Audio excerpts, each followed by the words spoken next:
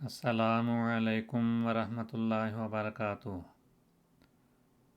تعلیم القرآن class number 93۔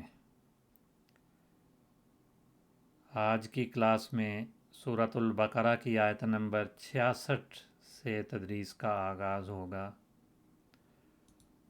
اعوذ باللہ من الشیطان الرجیم، بسم اللہ الرحمن الرحیم۔ وَلَقَدْ عَلِمْتُمُ الَّذِينَ اعْتَدَوْا مِنْكُمْ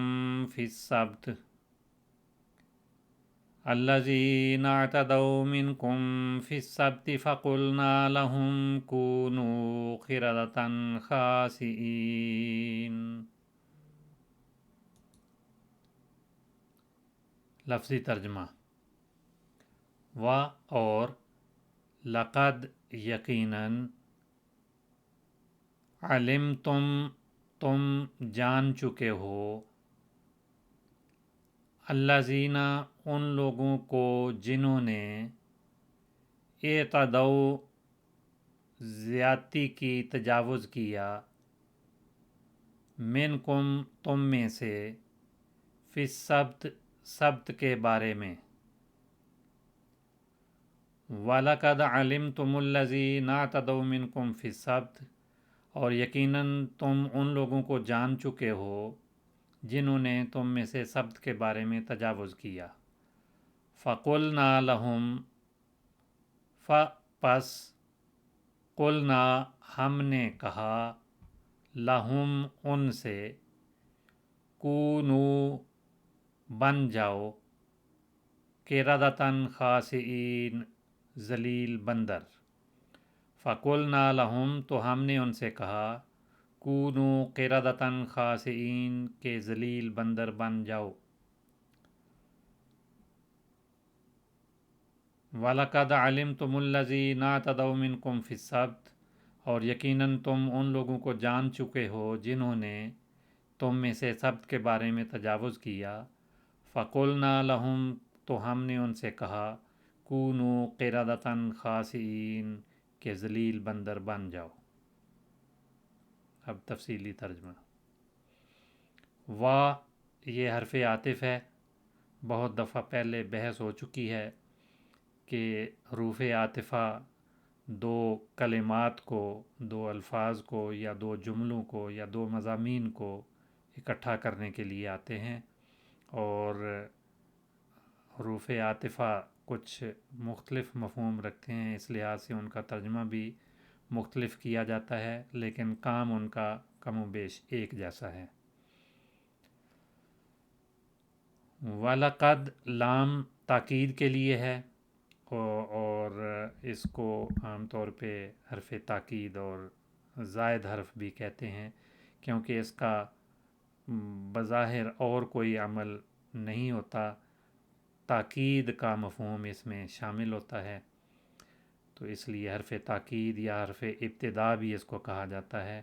یہ عام طور پر کسی فعل کے ساتھ بھی آتا ہے، جیسے علمتم کے ساتھ یہاں پہ آیا ہے، لیکن عام طور پر یہ جملے میں خبر کے ساتھ شامل ہو کر آتا ہے۔ تو اس کے معنی تاکید کے ہیں ضرور، اور قد یہ بھی تاکید کے لیے ایک حرف ہے، اس کے معنی ہے یقیناً، تو دونوں کا ملا کے ترجمہ یہاں یقیناً ہے۔ وَلَقَدْ اور یقیناً، علمتم تم جان چکے ہو، یہ فعل ماضی معروف ہے، جمع مذکر مخاطب کا صیغہ ہے، اور اس کے اندر جو ضمیر ہے وہ فاعل بن رہی ہے۔ ہر فعل کے ساتھ فاعل یا نائب فاعل کا ہونا ضروری ہوتا ہے، اور یہ بھی اصول ہے کہ عربی زبان میں کسی فعل کا فاعل فعل سے پہلے نہیں آتا، بعد میں آتا ہے۔ اگر پہلے کوئی اسم وغیرہ مذکور ہو تو اس فعل میں ضمیر اس اسم کی طرف راجع ہوتی ہے، تو وہ ضمیر فاعل بنتی ہے، لیکن ترجمے میں عام طور پہ پھر ضمیر کو بیان نہیں کیا جاتا، وہی کافی سمجھا جاتا ہے۔ تو علمتم یہ فعل ماضی معروف ہے اور جمع مذکر مخاطب کا صیغہ ہے، اور اس میں ضمیر جو ہے وہ اس کا فاعل ہے، تم اس میں ضمیر ہے۔ یہ فعل عین لام میم کے مادے سے بنا ہے، اور علمہ یا علامو اس کا باب بنتا ہے، اور عالمہ کے ساتھ با کا صلہ بھی مفعول کے ساتھ عام طور پہ آتا ہے، عالمہ بے۔ یعلم علما فہو عالم، تو اس سے اسم فاعل عالم کے وزن پہ بنتا ہے، اور اسم مفعول جب بنائیں تو معلوم کے وزن پہ بنتا ہے، جس کے معنی ہے جاننا۔ یہ اسماء جو ہیں اسماء مشتق کہلاتے ہیں۔ وقت ملا تو انشاءاللہ ان کی تفصیل ہم کلاس کے آخر میں پڑھیں گے کہ اسم فاعل کیا ہوتا ہے، اسم مفعول کیا ہوتا ہے۔ اور اس سے ایک اسم علم بنتا ہے، العلم، جس کی جمع علوم آتی ہے، جو جہل کی ضد ہے، جہالت کی ضد ہے۔ اس کے معنی ادراک حقیقت یا علم، واقفیت، تعلیم، سب معنی علم کے کیے جاتے ہیں۔ اور بعض جگہوں پہ اللہ تعالیٰ کا جو نور ہے اس کو بھی علم کہا گیا ہے۔ اور کلی اور مرکب کے ادراک کے علم کو مرکب کے ادراک کو علم کہتے ہیں، لیکن اگر ادھورا علم، اگر تفصیلی علم ہو کسی چیز کا، ہر جز کا علم ہو اور بسیط علم ہو، تو اس کے ادراک کو معرفت کہا جاتا ہے۔ تو اس لحاظ سے علم اور معرفت میں فرق بھی کیا جاتا ہے۔ اور کس اصول کلیہ یا مجموعہ مسائل کو بھی اضافت کے ساتھ بیان کرتے ہوئے اس جنس کے علم کو علم کہا جاتا ہے، جیسے علم الکلام ہے، یعنی کلام کا علم، علم النحو، نحو کا علم، علم الارض، زمین کا علم، علم الکونیات، علم الآثار وغیرہ۔ تو یہ مختلف قسم کے اصول ہیں اور علوم ہیں جن کو علم کے نام سے ہی گردانا جاتا ہے۔ وَلَقَدْ عَلِمْتُمْ، بے شک تم جان چکے ہو۔ کن کو جان چکے ہو؟ یہ فعل متعدی ہے، تو اس کا مفعول بھی ہونا چاہیے، جو یہاں پر الذین ہے۔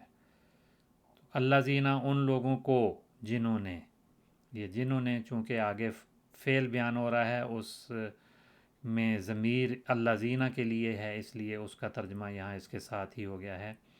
ان لوگوں کو جان چکے ہو، ان لوگوں کو تو یہ پچھلے فعل کی مناسبت سے ہے، اور جنہوں نے اس کے بعد والے فعل کی مناسبت سے ہے۔ تو الذین اعتدوا، جنہوں نے زیادتی کی۔ تو الذین اپنی ذات میں کیا ہے؟ اسم موصول ہے، اور جمع مذکر کا صیغہ ہے الذین۔ اسماء موصولہ کیا ہوتے ہیں؟ اسماء موصولہ یہ چند ایک ہیں۔ اللذی واحد کے لیے آتا ہے، مذکر کے لیے، اللذان تثنیہ مذکر کے لیے، اللذین، اللذین یہ تثنیہ مذکر کے لیے یہ بھی آتا ہے، اللذان اور اللذین دونوں۔ بعض جگہوں پہ اللذان استعمال ہوتا ہے، بعض جگہوں پہ اللذین۔ اللذین جمع کے لیے آتا ہے، اور الاولیٰ بھی اسم موصول ہے جو جمع کے لیے آتا ہے۔ اور مؤنث کے صیغوں میں اللاتی آتا ہے، تثنیہ کے لیے اللتان یا اللتین دونوں طرح سے آتا ہے، اور جمع کے لیے اللاتی، اللواتی آتا ہے۔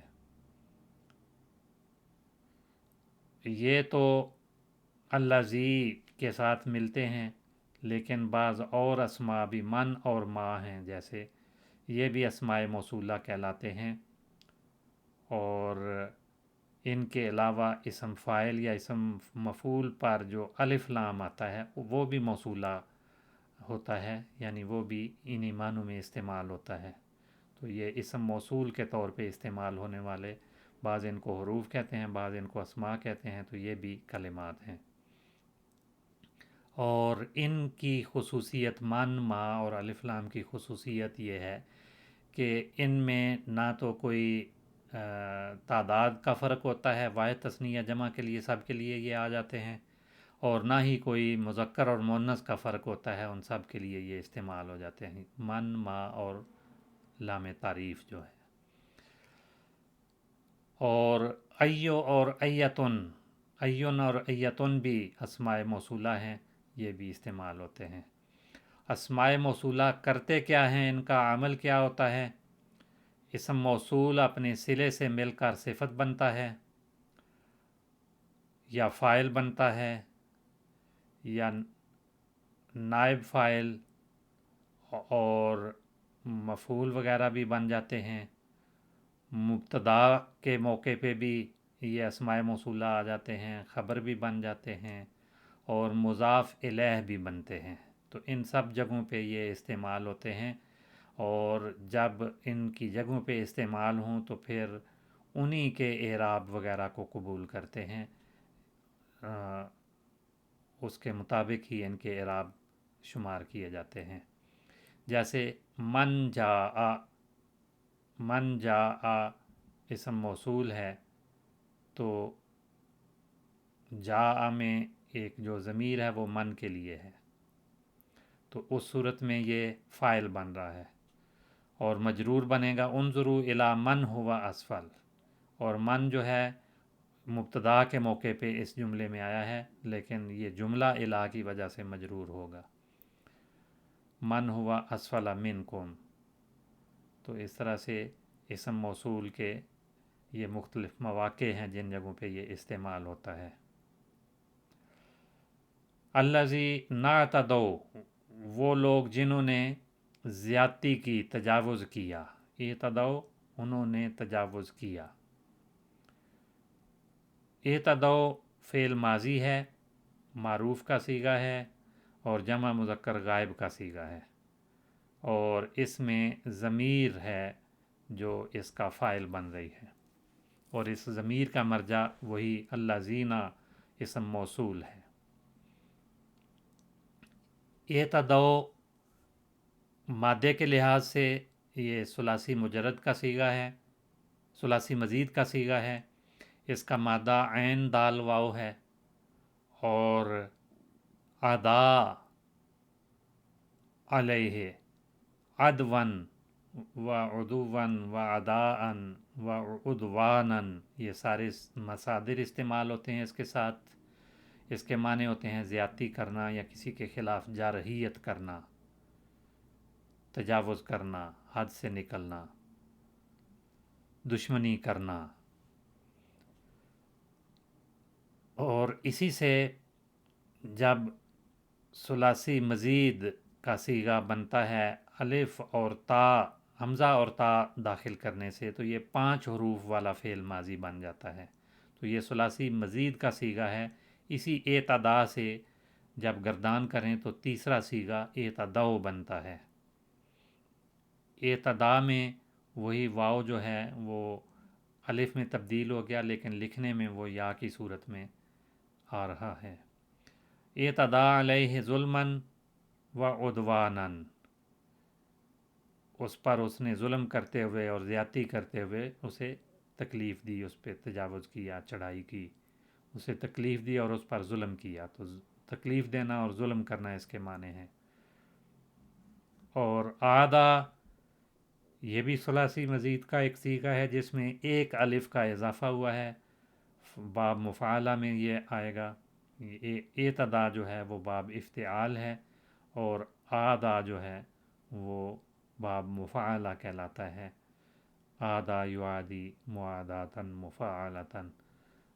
تو جب اس کا مفعول جار یا کوئی اور آ جائے، مفعول اس کے ساتھ آ جائے، آدھا جیسے آدھا جارہ ہو، تو اپنے پڑوسی سے جھگڑا کرنا ہے اور اس کا دشمن ہونا، اس سے دشمنی ظاہر کرنا، دشمنی کرنا۔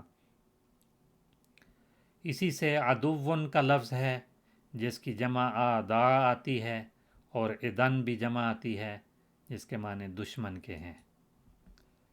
تو الذین اعتدوا وہ لوگ جنہوں نے ظلم کیا، تجاوز کیا، زیادتی کی۔ मिनकुम तुम में से, मिनकुम तुम में से, तुम में से जिन लोगों ने, असल ये तर्जमा बनेगा। तो मिन इसके माने हैं में से, ये हरफ जार है। कुम इसके माने तुम, और ये ज़मीर है जमा मुज़क्कर मुखातिब के लिए, और मिन की वजह से मजरूर है। ये मुरक्कब जारी बन गया, जार और मजरूर दोनों यहाँ इस मुरक्कब में शामिल हैं। और फी सब्त, फ़ी ये भी मिन की तरह हरफ जार है, इसके माने हैं में या बारे में। और असब्त सब्त के, सब्त के बारे में, सब्त में ज़्यादती की, तजावुज़ किया। तो फ़ी तो हरफ जार हुआ, असब्त ये इसम है, वाहिद मुज़क्कर का सीगा है और मजरूर है हरफ जार की वजह से। और सब्त कहते किसको हैं, इसका मादा सीन बाता है। सब्त जिसकी जमा सबूत और असबुत दोनों जमे आती हैं। इसके कई मानी हैं। हफ्ते के दिन को या शंबा को सब्त कहा जाता है। दूसरे माने हैं माज ज़माना या उसका कुछ हिस्सा इससे इसके होते हैं, यानी अरसा। जैसे कहें अक़मना सब्तन कि हमने कुछ अरसा क़याम किया।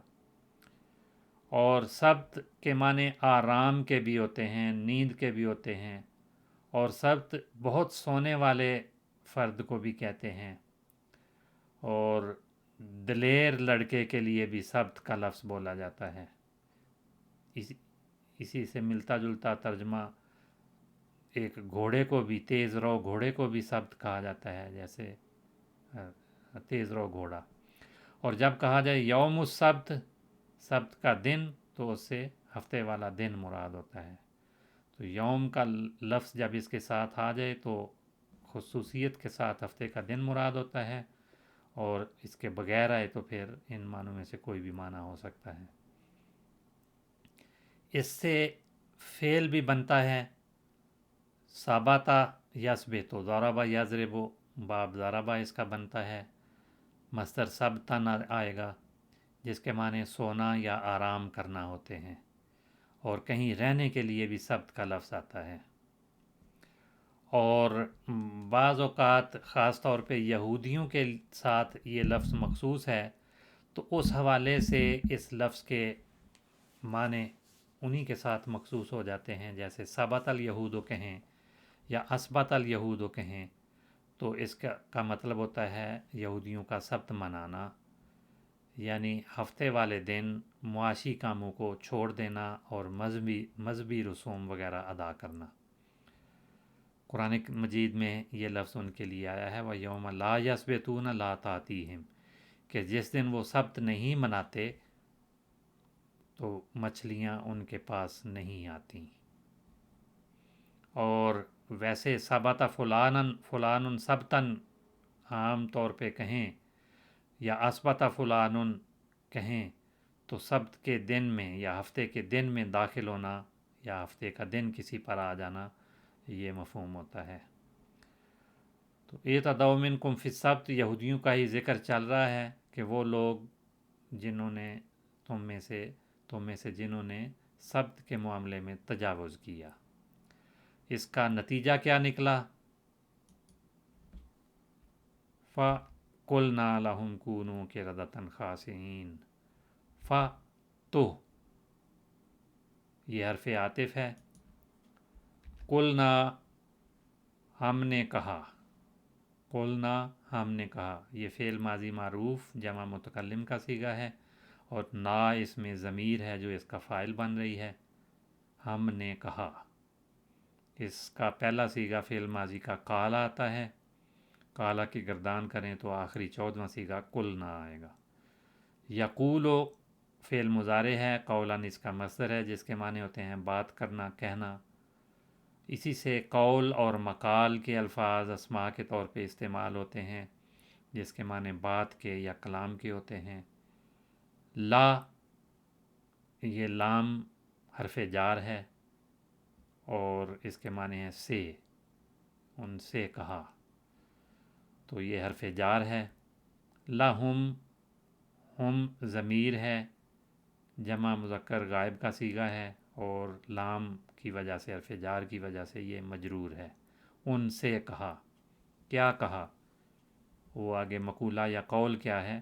کونو قردۃ خاسئین، کونو تم ہو جاؤ، بن جاؤ، کیا ہو جاؤ؟ قردۃ خاسئین، بندر ذلیل۔ تو کونو یہ کانا سے تیسرا صیغہ ہے، کانا اور فعل امر ہے، کانا سے فعل امر ہے، اور جمع مذکر مخاطب کا صیغہ ہے۔ تو ویسے کانا فعل ناقص ہے، اس سے یہ امر کا صیغہ ہے، جمع مذکر مخاطب کا صیغہ بنتا ہے۔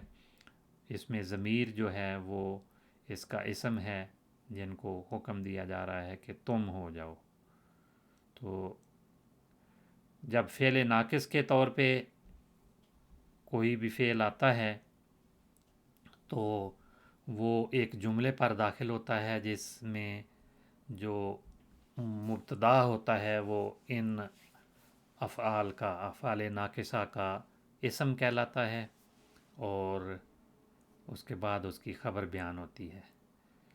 تو یہاں پر جو ضمیر ہے کونو میں، جمع مذکر مخاطب کی ضمیر، وہ اس میں کانا بنتی ہے۔ تو عام طور پہ کانا یکون و کائنن کے معنی ہونے یا بننے کے ہوتے ہیں، اور یہ فعل ناقص جملہ اسمیہ پر داخل ہوتے ہیں، افعال ناقصہ جو بھی ہیں۔ تو جملہ اسمیہ میں اسم جو جس سے جملہ شروع ہوتا ہے وہ مبتدا کہلاتا ہے، لیکن کانا کے داخل ہونے سے وہی مبتدا اس فعل ناقص کا اسم کہلاتا ہے، اور جو خبر ہوتی ہے وہ فعل ناقص کی خبر بنتی ہے۔ اور عمل کے لحاظ سے یہ اپنے اسم کو رفع دیتے ہیں، اسم کو رفع، اور اپنی خبر کو نصب دیتے ہیں۔ مثلا کان النہار مشمسن، النہار مشمسن یہ ایک جملہ تھا، جملہ اسمیہ، جس میں النہار مبتدا تھا اور مشمسن خبر تھی۔ تو کانا کے داخل ہونے سے النہار کانا کا اسم بنا اور اس پہ رفع آئے گی، اور مشمسن جو ہے کانا کی خبر بن جائے گی، اور اس پہ کانا کی وجہ سے اب نصب آئے گی، مشمسن اس کو پڑھیں گے۔ تو کان النہار مشمسن، دن جو ہے وہ سورج والا ہو گیا، یعنی اس میں سورج نکلا ہوا تھا۔ فَقُلْنَا لَهُمْ كُونُوا قِرَدَةً خَاسِئِينَ، تو ہم نے ان سے کہا کہ تم ذلیل بندر بن جاؤ۔ قردہ کے معنی بندروں کے ہیں، یہ اسم جمع مؤنث کے لیے ہے، اور یہاں جملے میں یہ خبر کانا ہے، اس وجہ سے یہ منصوب ہے۔ قردہ لفظی لحاظ سے یہ کرد کی جمع ہے، کرد کی جمع اور بھی آتی ہیں، اقراد بھی، قرود بھی، اور قردتن بھی۔ تو کرد کے معنی بندر کے ہیں، ایک بندر، اور قردہ جمع کے لیے آ گیا۔ اور اس سے فعل جب بنتا ہے قاردہ یقردو، کردن، کردن مصدر آئے گا، اور اسم اس سے قارد بنے گا۔ کسی چیز یا فرد کا بگڑ جانا، اس کے لیے قاردہ کا فعل استعمال ہوتا ہے۔ اور بھی معنی ہیں، قردہ جب فعل آتا ہے، قرد المال کہتے ہیں، یا قرد قردن لعیالہ، تو اس کے معنی ہوتے ہیں کہ اپنے اہل و عیال کے لیے مال اکٹھا کرنا، اہل و عیال کے لیے مال کمانا۔ تو اکٹھا کرنے کے مفہوم میں یہ قردہ فعل استعمال ہوتا ہے۔ قرد الشعر والصوف، بال اور اون جو ہے ان کا گنگریالہ ہونا، اس کے لیے بھی یہ لفظ استعمال ہوتا ہے۔ تو قرآن مجید میں یہاں بھی ہے کونو قردۃ خاسئین، اور ویسے بھی اور جگہوں پہ بھی آیا ہے جعل منہم القردۃ والخنازیر۔ تو قردہ اور خنازیر، قردہ جمع کے طور پہ استعمال ہوا ہے یا جنس کے طور پہ آیا ہے۔ تو اس کے لیے بہرحال جعل منہم القردۃ والخنازیر میں کونو قردۃً میں بھی کم و بیش وہی مفہوم ہوگا کہ کیا واقعتاً بندر بننے کے لیے کہا تھا یا ان کی خصلتیں ان کے اخلاق بندروں جیسے ہو گئے تھے. یہ دونوں معنی کیے جاتے ہیں. جیسے جعل منہم القردۃ والخنازیر جب کہا تو اس ایک ترجمہ یہ کیا جاتا ہے کہ ان کی شکلیں ایسی بنا دیں کہ وہ بندروں اور سوروں کی طرح نظر آتی تھیں، لیکن بظاہر لگتا ہے کہ یہ معنی درست نہیں ہیں. اللہ تعالیٰ کی جو قدرتیں ہمارے سامنے ہیں ان کے پیش نظر ہم یہ کہہ سکتے ہیں کہ یہاں ظاہری شکلیں ان کی طرح بننے کا ترجمہ نہیں ہے. جو دوسرا ترجمہ کیا جاتا ہے کہ ان کے اخلاق بندروں اور سوروں کی طرح اللہ تعالیٰ نے بنا دیے، تو یہ ترجمہ درست معلوم ہوتا ہے. تو یہ ترجمہ المفردات علامہ راغب کی کتاب میں بھی موجود ہے کہ ان کے اخلاق بندروں اور سوروں کی طرح بنا دیے، اگرچہ ان کی شکلیں ان کی مانند نہیں تھیں. کونو قردۃً خاسئین، تم ہو جاؤ کیا بندر. کیسے بندر؟ خاسئین، ذلیل بندر، ذلیل بندر ہو جاؤ. تو خاسئین یہاں پر قردۃً کی صفت کے طور پہ آیا ہے، اور صفت کے بھی وہی اعراب ہوتے ہیں جو موصوف کے ہوں. تو قردہ جو ہے وہ کانا کا خبر بن رہا تھا، اس وجہ سے وہ منصوب تھا. تو خاسئین بھی اسی طرح منصوب ہے، اور یہ اپنی ذات میں خاسئین اسم ہے، جمع مذکر سالم کا صیغہ ہے، اور صفت بن رہا ہے، اس وجہ سے یہ منصوب ہے. یہ مادے کے لحاظ سے ثلاثی مجرد کا مادہ ہے. خاسین حمزہ اس کا مادہ ہے. خسا فعل ماضی بنتا ہے، یخسا فعل مضارع بنتا ہے، خسن مصدر ہے، خسوًا بھی مصدر ہے. خاسئن اس سے اسم فاعل بنتا ہے جس کی جمع خاسئین یہاں پر استعمال ہوئی ہے، اور مخصوعن اسم مفعول بنتا ہے. تو خسا یخسا اس کے مختلف معنی آتے ہیں. ایک معنی تو ہیں نگاہ کا چندھیا جانا، یا نگاہ کا کسی شے کو نہ دیکھ سکنا اور تھک جانا، جیسے قرآن مجید میں آیا ہے ثم ارجع البصر کرتین، کہ پھر تو اپنی نظر کو 2 مرتبہ یا بار بار لوٹا، بار بار ڈال. تو اس کا نتیجہ کیا نکلے گا؟ ینقلب الیک البصر، تو تیری نظر تیری طرف لوٹے گی. کس حالت میں؟ خاسئن، ناکام ہو کر، ذلیل ہو کر، وہو اسیر، اس حال میں کہ وہ تھکی ہوئی ہوگی. اور جب کہتے ہیں خسا الکلب وغیرہ، کتا یا کوئی اور چیز، خسا اس کے لیے فعل آئے تو اس کے دور ہو جانے یا دھتکارے جانے کے معنی ہوتے ہیں، ذلیل ہونے کے معنی ہوتے ہیں. قرآن مجید میں بھی ان معنوں میں الفاظ آئے ہیں قال اخسئوا فیہا ولا تکلمون، کہ تم مجھ سے دور ہو جاؤ یا ذلیل ہو جاؤ اور مجھ سے بات نہ کرو. تو اس طرح سے خاسئین کے مختلف معنی آتے ہیں. یہاں پر ہے کونو قردۃً خاسئین، کہ تم ذلیل بندر ہو جاؤ.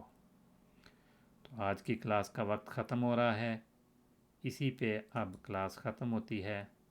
السلام علیکم ورحمۃ اللہ وبرکاتہ.